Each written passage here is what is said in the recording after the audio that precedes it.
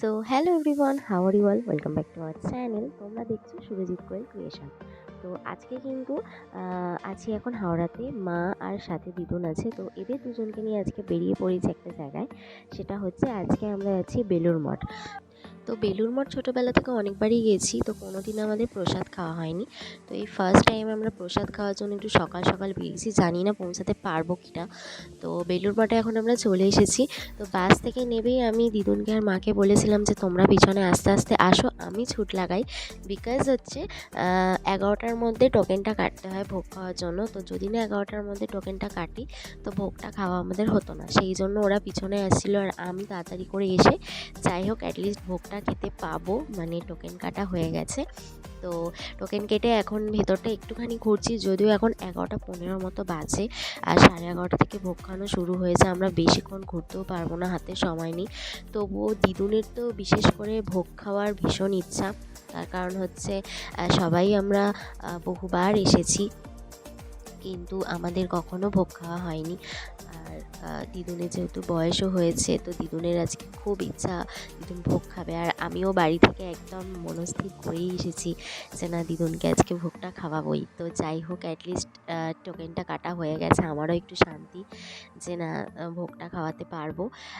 Anyways, তো আমরা একটু ঘুরছি, দিদুনও চারদিকটা ঘুরছে, মাও ঘুরছে, সবাই একটু ঘুরছে। এই যে দিদুন তো যেহেতু আগে অনেকবার এসেছে, সেই জন্য আমার থেকেও দিদুন বেশি চেনে। বলছে দেখ ওইখানে কিন্তু ওইটা ছিল, ওইখানে ওইটা ছিল। তো যাই হোক এইভাবে আমাদের ঘোরাফেরা চলছে। আর বলে রাখি, এখানে কিন্তু ভোগ খাওয়ার জন্য টোকেনের কোনো নির্দিষ্ট মূল্য নেই। তোমরা যে কোনো অ্যামাউন্ট দিয়ে টোকেনটা কাটতে পারো তোমাদের ইচ্ছা মতো। তো এখন এটা হচ্ছে ভোগ খাওয়ার দিকের লাইনে আমরা ঢুকে পড়েছি, মানে যেদিকে ভোগ খাওয়ানো হয় ওই রাস্তাটা আমরা ঢুকে পড়েছি। আর অপূর্ব সুন্দর, এত সুন্দর চারিদিকে ফুলের গাছগুলো দেখে জাস্ট চোখ জুড়িয়ে যাচ্ছে। মানে কি ফুলের গাছ নিয়ে, আর দেখেই মনে হচ্ছে ভীষণ যত্ন করে ফুলগুলো বেড়ে উঠছে, মানে ভীষণ যত্ন করা হয়। এই ফুল গাছগুলোর পিছনে যথেষ্ট টাইম দেওয়া হয়।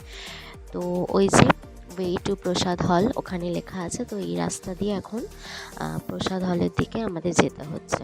তো এইটা অ্যাকচুয়ালি মন্দিরের একদম পিছনের রাস্তা।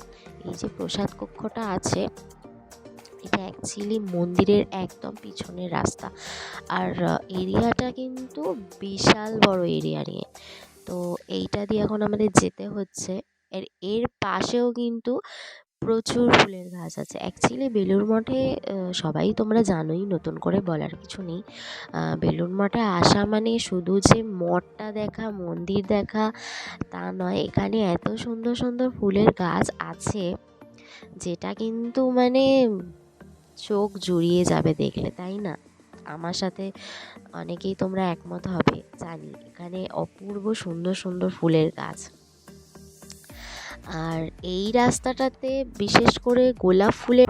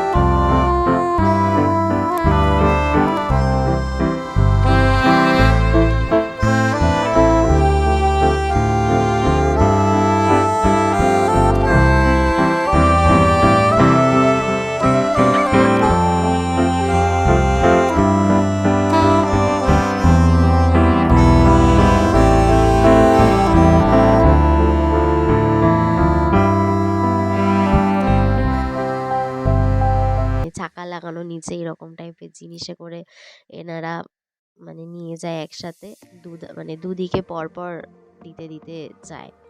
তো এখানে প্রত্যেকটা জিনিস কিন্তু স্টিলের থালা আর স্টিলের গ্লাস প্রত্যেকটা। তো পেছনে আমাদের দেওয়া স্টার্ট হয়ে গেছে, পেছনে দিয়ে এনারা চলে যাচ্ছে। আমাদের ওটাতে মানে আমরা যে টেবিলটাতে বসেছি ওখানে এখনও দেওয়া স্টার্ট হয়নি। তো এই যে দেওয়া এবার স্টার্ট হবে, চলে এসেছে ফাইনালি প্রসাদ। এই যে আমার পাতে প্রসাদ করলো। যাই হোক, প্রসাদ খেতে খেতে আর ভিডিও করা হয়নি, প্রসাদ খেতে খেতে ভিডিও করতে পারিনি।